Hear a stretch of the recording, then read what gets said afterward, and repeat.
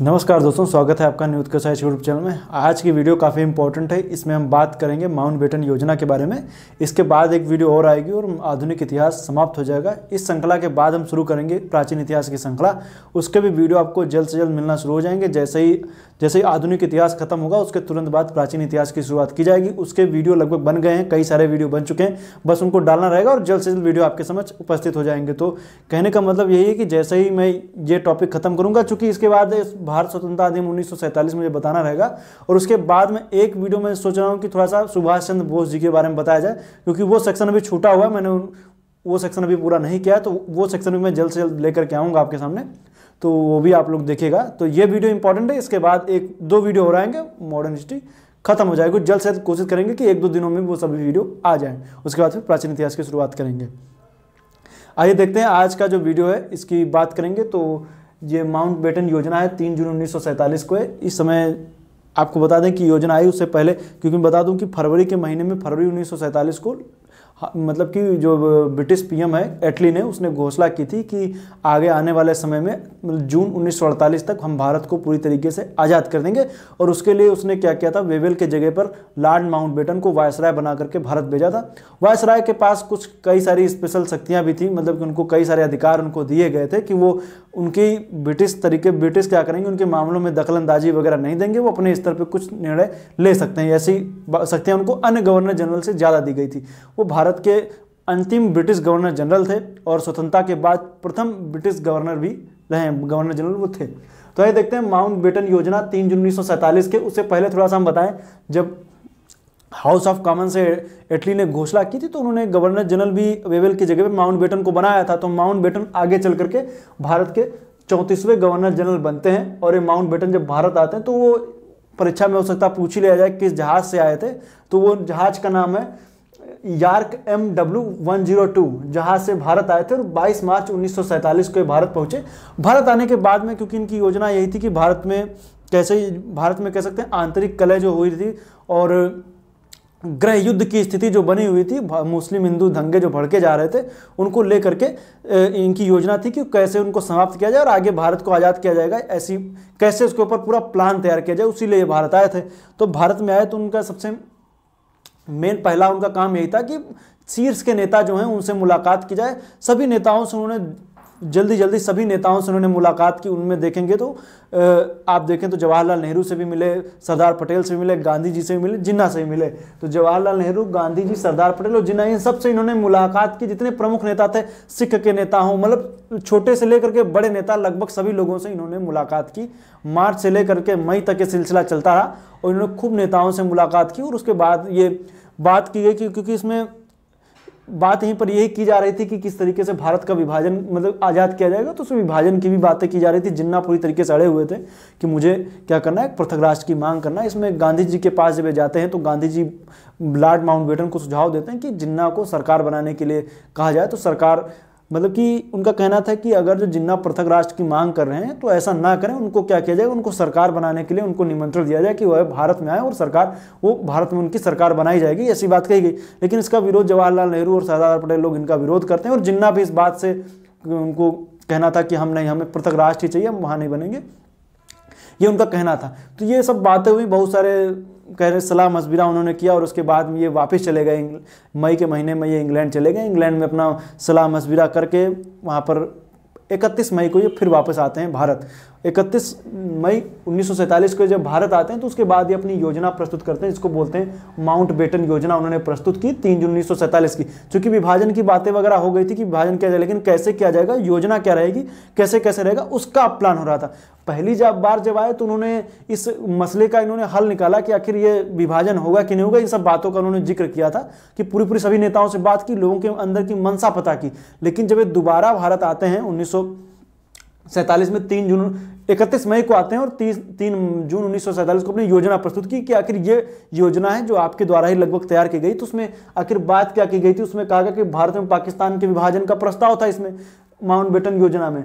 इसको हम लोग बाल्कन प्लान के नाम से भी जानते हैं। बाल्कन आप जान रहे हैं, टर्की का जब आप यूरोपीय हिस्सा देखेंगे तो वहाँ पर बुल्गारिया है, रोमानिया है, कई सारे देश दिखते हैं। तो पहले संयुक्त हुए, उसको तोड़ने का जो हुआ था ना, कई सारे देश निकल गए। उसी तरीके से इसको बोलते हैं कि यहाँ पर भी देश को अलग करने की, पृथक करने की बात की जाती थी। उसको बाल्कन प्लान से तुलना की गई। माउंटबेटन योजना जानते हैं और मनबाटन योजना भी बोलते हैं, और साथ साथ में इसको 3 जून प्लान के नाम से भी जानते हैं। तो याद रखिएगा ये सारे प्लान हैं। इसमें बात की गई कि भारत में पाकिस्तान के विभाजन का प्रस्ताव रखा गया। दूसरा रखा गया कि अब इसमें होगा कि जहाँ जहाँ मुस्लिम मेजॉरिटी है उसको अलग राष्ट्र की बात की जा रही, तो उसमें कैसे अलग किया जाएगा। पंजाब, बंगाल एवं असम में सीमा आयोग का गठन किया जाएगा, जो क्या करेगा, यहाँ पर जनमत संग्रह वगैरह ऐसी स्थिति बना करी जाएगी।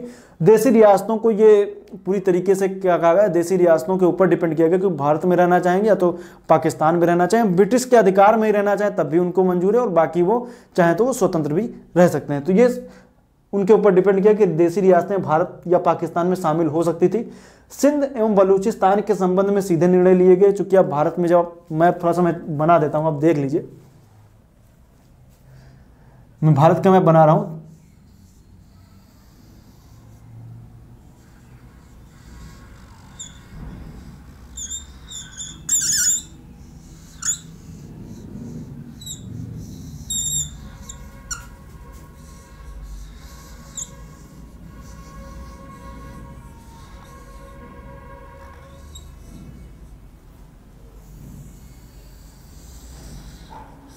ये भारत का मैप बन गया।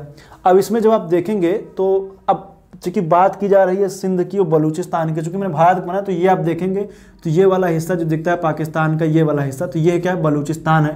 ये बलूचिस्तान, ये वाला सिंध है, ये पूरा हिस्सा सिंध का आता है। इधर उत्तर पश्चिमी सीमा प्रांत का हिस्सा दिखेगा। तो इन जगहों पर बलूचिस्तान और सिंध के संबंध में क्या गया कि यहाँ की जो विधानसभाएं वो क्या करेंगी, सीधे निर्णय लेंगी कि वो भारत में मिलना चाहती हैं कि पाकिस्तान मिलना चाहती।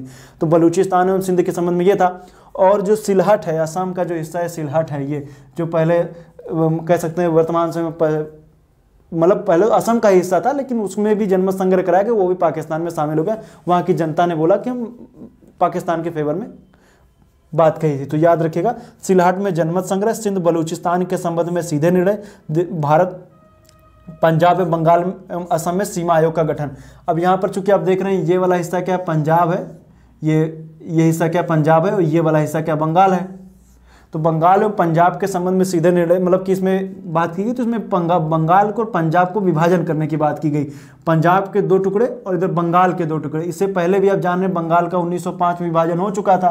तो उसी के आधार पर आप देखेंगे तो मुस्लिम मेजॉरिटी आप जान रहे हैं कि हम किस तरफ थी, पूर्वी बंगाल की तरफ थी, पश्चिम बंगाल में उतनी ज़्यादा नहीं थी। तो इस वजह से इसको 2 टुकड़े में कर दिया गया। आधा हिस्सा पाकिस्तान को, मतलब कि पाकिस्तान के पक्ष में, आधा भारत को मिल गया। तो इसमें क्या हुआ, ये जो कि आप जान रहे हैं आगे चल करके यही क्या बन जाएगा, बांग्लादेश बन जाएगा 1971 में। तो ये हुई बात इसकी बताया आपको। अब इसमें चूंकि जो सारी जो योजना प्रस्तुत की गई थी, इसमें आप देखेंगे तो शुरुआत में देखने को ये मिलता है कई सारे लोगों ने विरोध भी किया इसमें, लेकिन आगे चल करके जब माउंटबेटन योजना प्रस्तुत हुई, गांधी जी को भी लगा। शुरुआत में गांधी जी का कहना था कि अगर जो देश का विभाजन होगा तो मेरे 100 के ऊपर से होगा। लेकिन चूंकि भारत में पूरी तरीके से अराजकता फैली हुई थी, हर तरफ दंगे हो रहे थे, चाहे वो सिलहट का एरिया ले लीजिए, चाहे वो नोआखाली ले लीजिए, हर जगह पर दंगे हो रहे थे। इधर हिस्से में भी काफ़ी ज़्यादा दंगे हुए, खूब दंगे हो रहे थे। तो दंगों को लेकर के उसको कंट्रोल करना लगभग कह सकते हैं कि नाकाम हुई जा रही थी। ब्रिटिश सरकार भी, भारत के जो प्रमुख नेता उनके द्वारा किए गए आह्वान पर भी कंट्रोल नहीं हो पा रहे थे। हालांकि गांधी जी ने एक बड़े स्तर पर आंदोलन को, या कहें कि जो घटनाएं हो रही थी उनको कंट्रोल करने का काम भी गांधी जी ने किया था। लेकिन अंत में गांधी जी भी मान जाते हैं और इस योजना को वो अपनी मंजूरी दे देते हैं। उनका कहता है हाँ ठीक है, योजना बन जाती है, और वे मान जाते हैं। खैर, अबुल कलाम आज़ाद शुरुआत से लेकर के अंत तक विरोध में थे, लेकिन अंत में जब सरदार पटेल, जवाहरलाल नेहरू जैसे नेताओं ने जब अपनी मंजूरी दे दी तो उन्होंने अपनी असहमति वो दर्ज नहीं कर पाते हैं। बाद में अंत में वो भी उसमें अपनी स्वीकृति दे देते हैं। अब इसके बाद में जो ये मैटर जो पूरा चल रहा था, जो माउंटबेटन योजना प्रस्तुत की गई थी माउंटबेटन के द्वारा, तो इसके बाद में माउंटबेटन के द्वारा प्रस्तुत की योजना की जो कांग्रेस से वो अपनी सहमति दर्ज करेगी। इसमें जब कांग्रेस की कार्य समिति की बैठक हुई 14 जून 1947 को, इसमें गोविंद बल्लभ पंत ने विभाजन का प्रस्ताव प्रस्तुत किया था, या अपनी विभाजन की योजना प्रस्तुत की थी, और उसमें सरदार पटेल, गांधी जी एवं नेहरू ने समर्थन भी इसमें दिया। तो यहीं पर क्या हुआ कि कांग्रेस ने अपना समर्थन दे दिया, और उधर मुस्लिम लीग ने तो अब पहले से ही समर्थन करने के लिए बिल्कुल थे कि हमें तो कोई दिक्कत नहीं, मुस्लिम को कोई दिक्कत थी भी नहीं। अब आगे चल करके देखेंगे तो इसमें जब समर्थन, ये जो बातें हो रही थी कि विभाजन किया जाएगा, उसके संबंध में 2 कथन भी हैं जो काफ़ी इंपॉर्टेंट है, परीक्षाओं में इसे प्रश्न आ सकते हैं। इसमें एक नेता आता है नाम खान अब्दुल गफ्फार खां, जिनको सीमांत गांधी भी बोलते थे। और इन्होंने क्या किया, इनका ये वाला जो देख रहे हैं ना, ये पेशावर के आसपास का, उत्तर पश्चिमी सीमा प्रांत के आसपास का क्षेत्र जो आप देख रहे हैं ना, ये वाला हिस्सा जो था, इसमें इनका कहना था कि ये अलग, मतलब कि इसमें ये अलग राष्ट्र की मांग कर रहे थे। इनका कहना था एक अलग राष्ट्र, पृथक राष्ट्र की इन्होंने बात की थी, पख्तूनिस्तान की बात कर रहे थे। तो इस वजह से ये, खैर इनकी बात को माउंटबेटन ने पूरी तरीके से नकार दिया और इसको मंजूर नहीं हुए। लेकिन इसको लेकर के उनको लगा कि पहले कांग्रेस तो किसी तरीके से विभाजन को मान नहीं रही है, लेकिन अब कांग्रेस भी मान गई विभाजन को, तो इनको लगा कि हमें भी अपना एक पृथक राष्ट्र मिल जाना चाहिए। खैर इनकी बातों को नकार दिया गया। तो अब इस बात में एक इन्होंने कथन दिया, कांग्रेस नेतृत्व ने उसके आंदोलन को भेड़ियों के आगे फेंक दिया। तो ये कथन किसका है, तो खान अब्दुल गफ्फार का है, तो याद रखेगा। और विभाजन को मंजूर करना कांग्रेस की एक राजनीतिक असफलता है, ये कथन किसका है, अबुल कलाम आज़ाद का है, मौलाना अबुल कलाम आज़ाद का एक कथन है। तो इसको याद रखिएगा। ये पूरा प्लान था ब्रिटिश सरकार ने जो बताया, मतलब कि जो लेकर के आया गया माउंटबेटन योजना, और इसके बाद में जब भारतीयों की मंजूरी हो गई तो अब इसको कानूनी बात की है कि इसको थोड़ा सा कानूनी जामा पहनाया जाएगा, तभी तो स्वतंत्रता मिलेगी। तो ये माउंटबेटन फिर लंदन चले जाते हैं और वहाँ पर ये आगे चल करके जब नेक्स्ट वीडियो में बताएंगे तो इसको क्या किया था, वहाँ से ब्रिटिश संसद से मंजूरी ली जाती है। ब्रिटिश संसद से मंजूरी जब मिल जाती है तो ये क्या बन जाता है, पूरी तरीके से कानून आता है। और इसमें बात की गई तो 15 अगस्त को आज़ाद कर दिया जाएगा। तो ये बातें हुई। अब नेक्स्ट वीडियो में थोड़ा सा उसमें कुछ, चूँकि भारत स्वतंत्रता अधिनियम 1947 थोड़ा सा बड़ा है और उसमें कई सारे पॉइंट ऐसे हैं जिनको काफ़ी इंपॉर्टेंट है, आपकी परीक्षाओं की दृष्टि से उनमें प्रश्न पूछे जा सकते हैं। इस वजह से मैं उसको नेक्स्ट वीडियो में बताऊँगा कि उसमें क्या क्या चीज़ें थी, और विभाजन के बाद में जो कहाँ का कौन गवर्नर जनरल बनता है, इसके बारे में थोड़ा सा आपको जिक्र करेंगे। तो मिलेंगे नेक्स्ट वीडियो में, तब तक के लिए आपका बहुत बहुत धन्यवाद।